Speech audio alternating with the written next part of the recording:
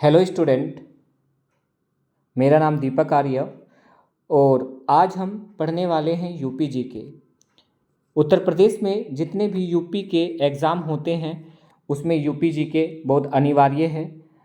जैसे कह लीजिएगा आप अभी उत्तर प्रदेश में यूपी पैट आने वाला है, तो इसके अंतर्गत जितने भी वैकेंसीज आती हैं उनमें सब में उत्तर प्रदेश जीके ज़रूर आता है। और इसके अलावा भी जितने यूपीपीएससी के अंतर्गत एग्ज़ाम आते हैं उनमें भी आपका उत्तर प्रदेश की जो जीके हैं वो बहुत इम्पोर्टेंट है। चलिए चलते हैं आज के पहले टॉपिक पर। तो पहला जो टॉपिक हमारा है वो उत्तर प्रदेश की भौतिक एवं भौगोलिक संरचना।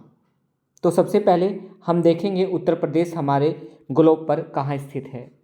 देखिए आपके सामने एक ग्लोब इधर बना हुआ है। तो ग्लोब में अगर हम देखेंगे हमारे ग्लोब पर अक्षांश और देशांतर रेखाएं दिखाई दे रही है। अक्षांश रेखाएं कौन सी होती हैं? जो लेटी हुई रेखाएं हैं उन्हें हम अक्षांशीय रेखाएं कहते हैं। अक्षांशीय रेखाओं का क्या कार्य होता है? अर्थ पर ये एक इमेजनरी रेखाएं हैं अर्थात काल्पनिक रेखाएं हैं जिनके अंतर्गत हम दूरी ज्ञात करते हैं। ठीक है, अगर हम 0 डिग्री अर्थात जो बीचों बीच अक्षांश खींचा गया है उसे हम 0 डिग्री अक्षांश कहते हैं और इसे हम भूमध्य रेखा के नाम से भी जानते हैं और हम इसे इक्वेटर भी कहते हैं और विषुवत रेखा भी कहते हैं। ठीक उसी प्रकार हम एक लाइन यहाँ से ऊपर की ओर जब चलेंगे, ये हमारा जो गोलार्ध हुआ ये हुआ हमारा उत्तरी गोलार्ध और जो नीचे वाला हुआ ये हमारा हुआ दक्षिणी गोलार्ध। जब हम 0 से 1 2 3 करके चलेंगे तो सबसे ऊपर का जो पोल है ये हमारा उत्तरी ध्रुव हुआ और नीचे वाला हमारा कौन सा हुआ? दक्षिणी ध्रुव हुआ। तो आप कहेंगे जी इनमें हम क्या इनका महत्व है? और ऊपर 0 डिग्री से जब हम 1 2 3 करके ऊपर जाएंगे तो हमारी कुल अक्षांशीय रेखाएं कितनी खींची जाती है? 90। और नीचे भी कुल कितनी खींची जाती है? 90। तो कुल अक्षांशीय रेखाएं पृथ्वी पर कितनी होती है? 90 ऊपर हो गई और 90 नीचे हो गई। तो टोटल अक्षांशीय रेखाएं इधर 90 ऊपर 90 नीचे तो 180 तो ये हो गई और एक 0 डिग्री वाली। तो टोटल अक्षांशीय रेखाएं कितनी हैं हमारी? 181। कितनी है? 181। लेकिन अगर आपसे वो पूछे कि पृथ्वी पर कुल अक्षांश कितने हैं तो आप ऊपर बताएंगे 89 ऊपर, क्योंकि उत्तरी ध्रुव वाला छोड़ देते हैं, और 89 नीचे। और एक लाइन जो यहाँ बनी है इन्हें टोटल को मिलाएंगे तो हमारे कुल अक्षांशों की संख्या कितनी होती है? 179। कितनी होती है? 179।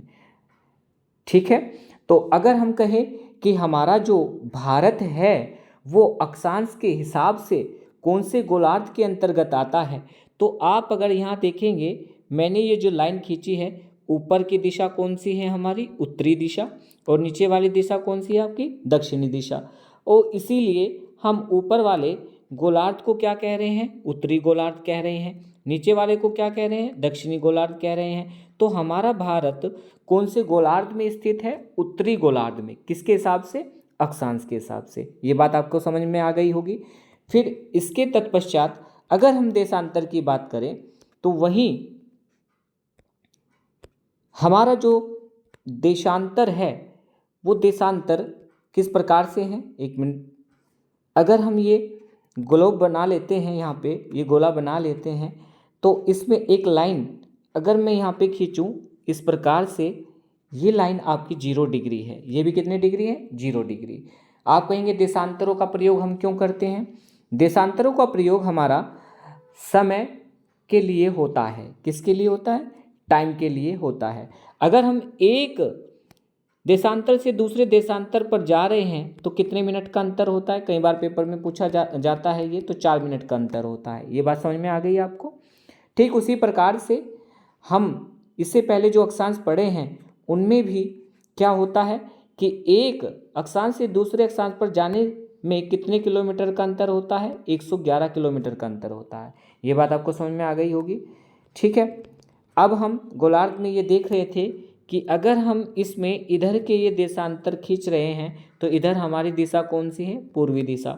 इधर कौन सी दिशा है आपकी? पश्चिमी दिशा। हमारा जो भारत है वो इधर वाले गोलार्ध में है। कौन से वाले गोलार्ध में दिखाई दे रहा है आपको? ये पूर्वी गोलार्ध में आपको दिखाई दे रहा है। आप यहाँ भी देख सकते हैं इधर भी, तो ये कौन से गोलार्ध में दिखाई दे रहा है? पूर्वी। किसके हिसाब से? देशांतर के हिसाब से। इसका अर्थ ये हुआ कि हमारा जो भारत है वो अक्षांश और देशांतर के हिसाब से अगर हम देखें तो वो कौन से गोलार्ध में दिखाई दे रहा है आपको? इधर उत्तरी पूर्वी गोलार्ध में। बात समझ में आई? मैंने क्या बोला? हमारा जो भारत है वो कौन से गोलार्ध में दिखाई दे रहा है आपको? उत्तरी पूर्वी गोलार्ध में। जैसे इधर ये हमने जो देशांतर खींचा था और ये हमने क्या खींचा था? अक्षांश। तो हमारा भारत यहाँ पे है। अगर हम अक्षांश के हिसाब से देखते हैं तो ऐसे अक्षांश ये वाले खींचे जा रहे हैं, अर्थात यहाँ पे कर्क रेखा जो भारत से गुजर के जाती है, तो कौन सा गोलार्ध हुआ इसके हिसाब से? अक्षांश के हिसाब से उत्तरी। और देशांतर के हिसाब से अगर हम ऐसे खींच रहे हैं तो ये कौन सा हुआ? पूर्वी। तो उत्तरी पूर्वी गोलार्ध में हमारा क्या है? भारत है। ये बात समझ में आ गई होगी। जब भारत उत्तरी पूर्वी गोलार्ध में है तो उत्तर प्रदेश भी किस में होगा भाई? उत्तरी पूर्वी गोलार्ध में होगा, हाँ या ना? बात समझ में आ गई। तो हम यही देखेंगे कि हमारा जो उत्तर प्रदेश है वो किन किन राज्यों से लगा हुआ है और कौन से देश से लगा हुआ है। पहला मेरा जो क्वेश्चन यहाँ रहेगा कि हमारा जो उत्तर प्रदेश है वो कितने राज्यों से लगा हुआ है? 8 राज्यों से। और एक देश से लगा हुआ है जो आप देख रहे होंगे यहाँ पे, नेपाल देश है।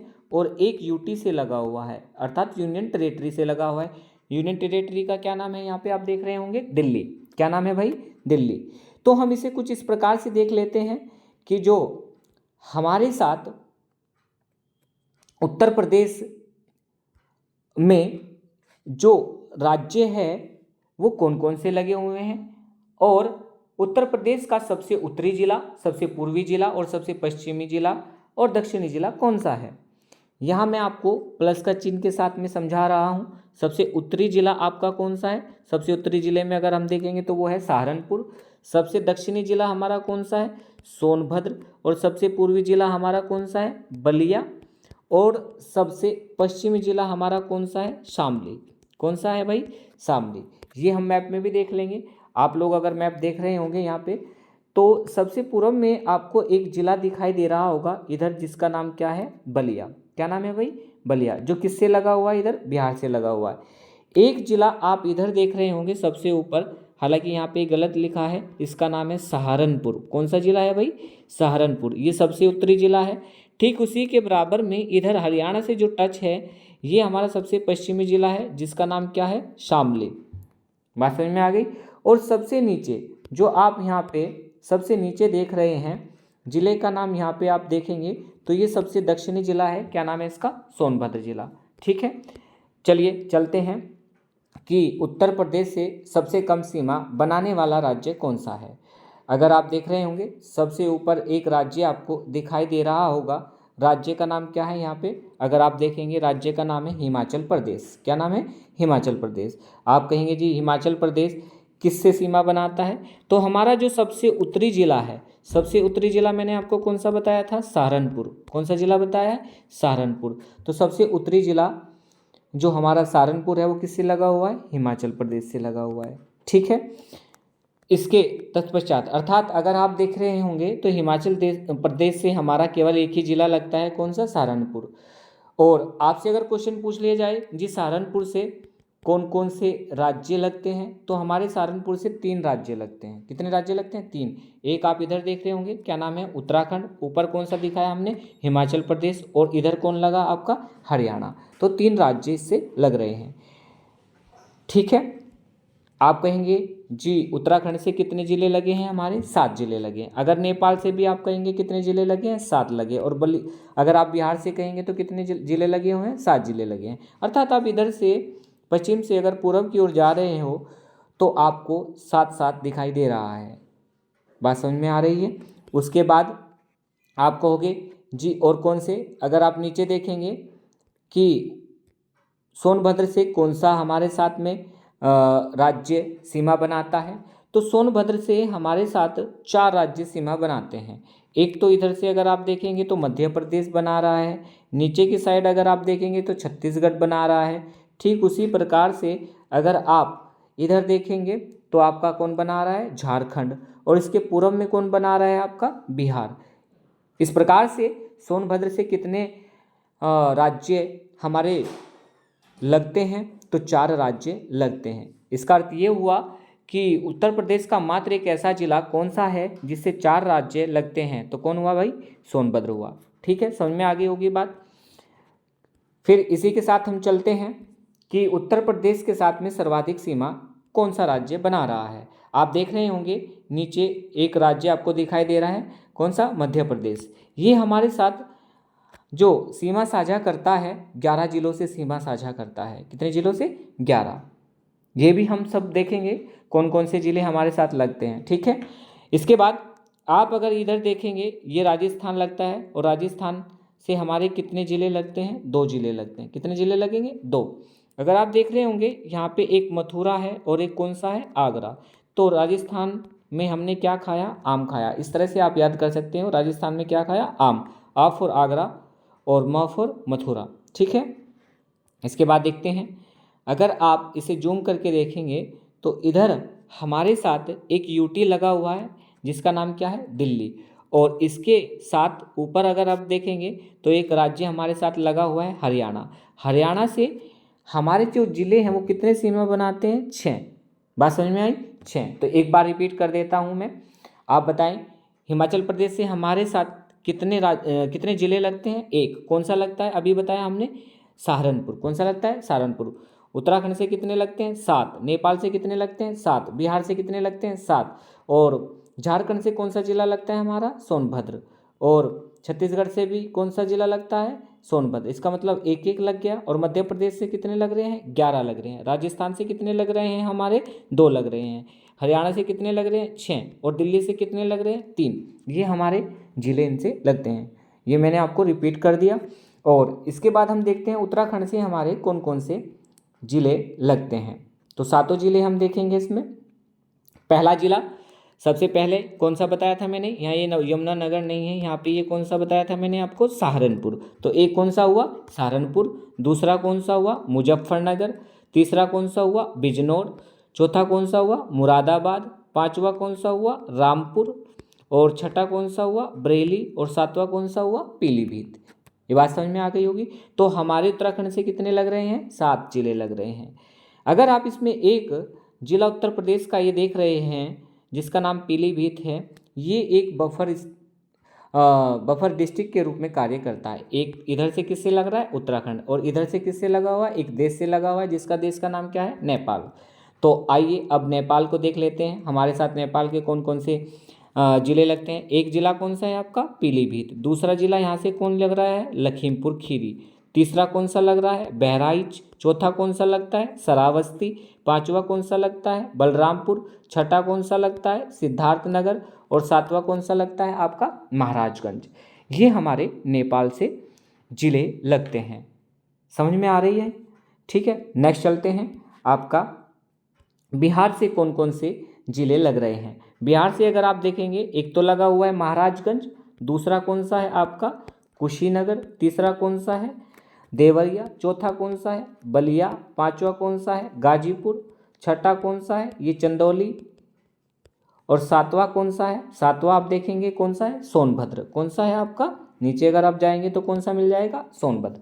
ये 7 जिले हमारे बिहार से लगते हैं।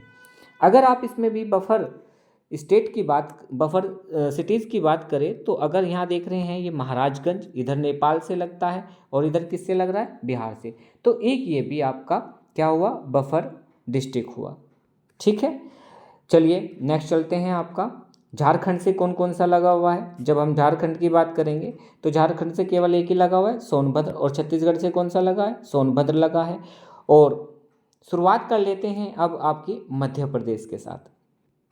ठीक है, तो मध्य प्रदेश के साथ करेंगे तो पहला कौन सा लगा हुआ है, सोनभद्र। दूसरा कौन सा लगा हुआ है, मिर्जापुर। तीसरा कौन सा लगा हुआ है, प्रयागराज। चौथा चित्रकूट। पांचवा बांदा। छठा महोबा। 7वां कौन सा है, ललितपुर। 8वां कौन सा है, झांसी। 9वां कौन सा है, जालौन। 10वां कौन सा है आपका, इटावा। और 11वां कौन सा है आपका, आगरा। ये 11 जिले हमारे मध्य प्रदेश से लगते हैं। कहने का मतलब यूपी के सर्वाधिक जिले किससे लगते हैं? मध्य प्रदेश से लगते हैं। ये बात समझ में आ गई आपकी?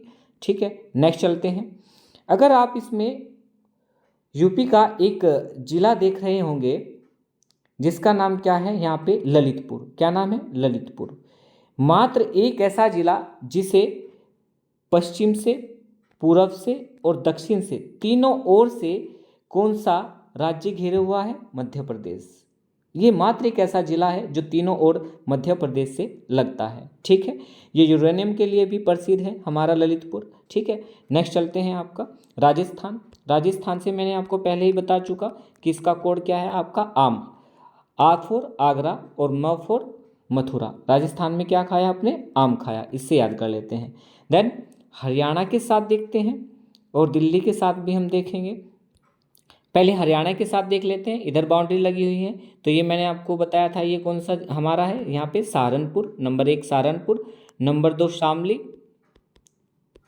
नंबर 3 आपका यहाँ पे बागपत, और नंबर 4 आपका गौतम बुद्ध नगर, और नंबर 5 आपका यहाँ पे अलीगढ़। आप देख ही रहे होंगे यहाँ पे अलीगढ़, और नंबर 6 आपका मथुरा। तो इससे हमारे कितने ज़िले लगते हैं? 6। तो आप बताएंगे। हरियाणा जब हम शुरुआत करते हैं तो मैं इधर लिख रहा हूँ, आप सब देख भी सकते हैं। हरियाणा के साथ में किसकी सीमा लगती है भाई? सहारनपुर। नंबर 2 किसकी सीमा लगती है? सहारनपुर के बाद कौन आएगा इधर से? शामली। और शामली के बाद कौन लगेगा आपका? बागपत लगेगा।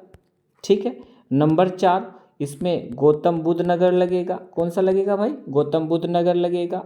और 5वां कौन सा लगेगा आपका? अलीगढ़ लगेगा। और 6ठा मैंने आपको कौन सा बताया था? मथुरा बताया था। ये 6 जिले हमारे किससे लगते हैं? आपके हरियाणा से लगते हैं। उसके बाद दिल्ली देख लेते हैं। दिल्ली से हमारे कौन कौन से लगते हैं? तो दिल्ली जहाँ से शुरू होती है, पहला आपका उत्तर में बागपत है। बागपत के बाद आपका कौन सा है? गाजियाबाद है। और गाजियाबाद के बाद आपका कौन सा है? गौतम बुद्ध नगर है। कौन सा है भाई? गौतम बुद्ध नगर है। ये 3 जिले हमारे यूटी से लगते हैं। ये बात आपने समझ ली होगी। तो ये हमारे जोन जोन से राज्य लगते थे और कौन कौन से जिले आपके लगते थे, ये मैं आपको समझा दिया हूँ। ठीक है, ये आपका मैंने जो मैप लिया हुआ इसलिए लिया हुआ है कि यहाँ पे हम उत्तर प्रदेश का जो अक्षांश है और देशांतर है वो हम यहाँ पे समझेंगे। खैर, तो यहाँ हम अगर उत्तर प्रदेश के अक्षांश की बात करते हैं तो हमारा जो उत्तर प्रदेश का अक्षांश है वो कितना है? तो उत्तर प्रदेश का अक्षांश 23 डिग्री 52 मिनट उत्तर से लगा करके 30 डिग्री 24 मिनट उत्तरी अक्षांश तक है। ये मैं आपको बना करके आगे दिखाऊंगा। पहले मैं आपको यहाँ पे ये डाटा दिखा रहा हूँ। उसके बाद देशांतर की बात करेंगे आप, तो देशांतर 77 डिग्री 05 पूर्वी देशांतर से लगा करके आपका 84 डिग्री 38 मिनट पूर्वी देशांतर तक है। इसका अर्थ ये हुआ कि अगर हम अक्षांशीय विस्तार की बात करें तो 23 से लगा करके, अगर मैं मोटा मोटा बात करूँ तो इससे लगा करके कहाँ तक है? 30 तक है। तो इसमें अक्षांशीय विस्तारों के बीच में कितना डिफरेंस है? लगभग हम अगर हम बात करें कि कितना डिफरेंस है, लगभग 7 डिग्री 36 मिनट का डिफरेंस है। वहीं अगर आप बात करेंगे देशांतर की तो इसमें कितना डिफरेंस है? 7 डिग्री 09 मिनट देशांतर। बात समझ में आई इतनी? चलिए हम इसे भी देखेंगे कि उत्तर प्रदेश का कुल क्षेत्रफल कितना है? 240 वर्ग किलोमीटर। कितना है? 240 वर्ग किलोमीटर, सॉरी। उत्तर प्रदेश की अगर हम लेंथ की बात करेंगे तो कितना है? लंबाई इसकी 650 किलोमीटर है और चौड़ाई की बात करेंगे तो कितनी है? लगभग 240 किलोमीटर है। उत्तर प्रदेश में एक मानक रेखा जो गुजरती है, भारत की जो मानक रेखा है वो उत्तर प्रदेश के कौन से जिले से गुजरती है? तो वो प्रयागराज में एक क्षेत्र है मिर्ज़ापुर, वो 82.5 डिग्री पूर्वी देशांतर रेखा वहीं से जाती है। ठीक है, बात समझ में आई? मैं एक बार आपको दिखा भी देता हूँ। देखो यूपी का मैप हम इसमें ले लेते हैं। जैसे ये वाला यूपी का मैप है, तो जब हम यूपी के मैप में देखेंगे कि अक्षांशीय या देशांतरीय विस्तार मैं बना ही देता हूँ आपके लिए। चलिए ये ले लीजिए यहाँ पे यूपी का अक्षांश और देशांतर। अगर मैं लाइन यहाँ पे ड्रॉ करता हूँ, एक समझना मेरी बात, यहाँ पे लाइन ड्रॉ की और यहाँ पे लाइन ड्रॉ की, ये क्या है? ये हमारे अक्षांश है। नीचे वाला जो अक्षांश है हमारा कौन सा है? हमने देखा था यहाँ पे 23 डिग्री लगभग, और यहाँ कितना देखा था? 30 डिग्री कुछ मिनट देखा था। कहने का मतलब ये हमारा उत्तरी अक्षांश और ये भी हमारा कौन सा अक्षांश है? उत्तरी। यहाँ से लगा करके और यहाँ तक जो हमारे उत्तर प्रदेश की चौड़ाई है वो कितनी है? वो 240 किलोमीटर स्क्वायर। ठीक है। और अगर मैं कहूँ लंबाई के हिसाब से, तो यहाँ से लगा करके यहाँ तक की जो हमारी लंबाई है, अभी आपने देखी थी पीछे यहाँ पे जो हमने आपको दिखाया था ना, यहाँ ये वाली, ये हमने कितनी बताई थी आपको? 240 किलोमीटर उत्तरी अक्षांश वाला क्षेत्र।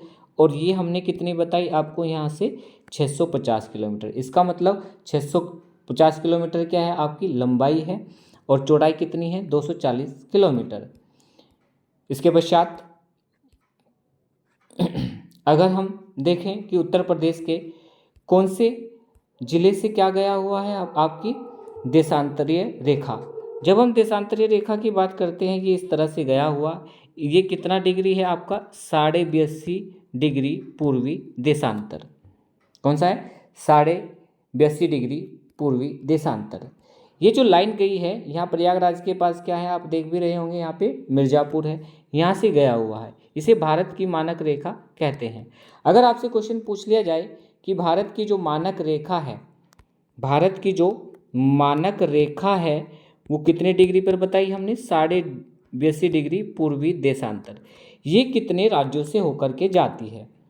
तो ये 5 राज्यों से होकर जाती है। कितने राज्यों से? 5 राज्यों से। पहला यूपी, दूसरा एमपी, तीसरा छत्तीसगढ़, चौथा ओडिशा और पांचवा आंध्र प्रदेश। ये 5 राज्यों से होकर के भारत की जो मानक रेखा है वो वह जाती है। ठीक है। और यहीं पर हमने क्या देखा कि उत्तर प्रदेश जब हम बनाते हैं, मैं आपका मैप बना ही देता हूँ इसमें, ये लीजिए आपका जो यूपी मैप है ये तैयार। इस यूपी मैप में अगर हम यहाँ देखते हैं इसमें कि भाई इसकी जो चौड़ाई वो इस तरह से हम देख रहे थे, कितनी थी? 240 किलोमीटर। और इसकी लेंथ की बात कर रहे थे तो हम कितनी थी? 650 किलोमीटर। कितनी थी? 650 किलोमीटर। आप इसका क्षेत्रफल जो देख रहे थे वो कितना था? हमने देखा कितना देखा था? पीछे आपने देखा था कितना था? 240 928 किलोमीटर। 240 928 किलोमीटर स्क्वायर, लगभग इतना आपका था। चलिए नेक्स्ट चलते हैं आपका इसमें आपकी जो भूगर्भिक संरचना है वो किससे हुई है? अगर हम भूगर्भिक संरचना की बात करें, उत्तर प्रदेश की भूगर्भिक संरचना किससे हुई है? तो ये आपका गोंडवाना लैंड से बना हुआ है। किससे बना हुआ है? गोंडवाना लैंड से बना हुआ है। और गोंडवाना लैंड जो किस काल का है? ये प्लेस्टोसीन काल में इसकी उत्पत्ति हुई थी। उत्तर प्रदेश का जो क्षेत्र है, अगर मैं उत्तर प्रदेश की बात करता हूँ कि उत्तर प्रदेश का जो निचला क्षेत्र है इसे हम क्या कहते हैं? नीचे वाले जो क्षेत्र को हम क्या कहते हैं? जब हम उत्तर प्रदेश बनाते हैं कुछ इस प्रकार से नीचे का, तो जो नीचे का उत्तर प्रदेश है ये हमारा क्षेत्र किसका है? बुंदेलखंड का। और ये बुंदेलखंड नीच, टर्सरी और क्वाटरनरी समूह के अंतर्गत पाए जाते हैं। ये बात समझे होंगे आप लोग। खैर इसमें हम देखते हैं कि ये क्रम किसका है। जब उत्तर प्रदेश हम पढ़ते हैं तो नीचे का जो क्षेत्र है हमारा वो विंध्यन क्रम की चट्टानों का है। किसका है? विंध्यन क्रम की। जैसे हम उत्तर प्रदेश को पढ़ते हैं तो नीचे वाला क्षेत्र किसका है? जैसे ये वाला जो क्षेत्र आप नीचे देखते हैं तो विंध्याचल क्रम की चट्टानों का है। किसका है भाई? विंध्याचल की चट्टानों का। खैर ये किससे बना है? ये तैतीस सागर से टूट करके हमारा बना था। इसमें दक्षिणी पठारी भाग और जो प्री कैम्ब्रियन युग के निर्माण में इसने महत्वपूर्ण भूमिका निभाई थी। ठीक है। अगर यहाँ हम उत्तर प्रदेश को इस तरह से देखते हैं, इसका अर्थ ये हुआ कि बुंदेलखंड का जो क्षेत्र है ये वाला ये क्षेत्र हुआ बुंदेलखंड का। इसमें कितने ज़िले आते हैं हमारे? 7 ज़िले आते हैं। यहाँ पर आपकी जो पहाड़ी है वो विंध्याचल क्रम की पहाड़ी है। और इसके बाद इधर के क्षेत्र को हम बोलते हैं यहाँ पे बघेलखंड। कौन सा खंड बोलते हैं? बघेलखंड। और इधर वाले क्षेत्र को क्या बोलते हैं हम? बुंदेलखंड। तीनों बात समझ में आई होगी। इधर का जो 7 जिले हैं ये बुंदेलखंड में आते हैं। फिर इसके नीचे जो विंध्याचल क्रम का क्षेत्र है और इसके पीछे जो है आपका बघेलखंड का क्षेत्र है। तो आज के लिए इतना ही, फिर हम नेक्स्ट क्लास में करेंगे। ठीक है, चलिए।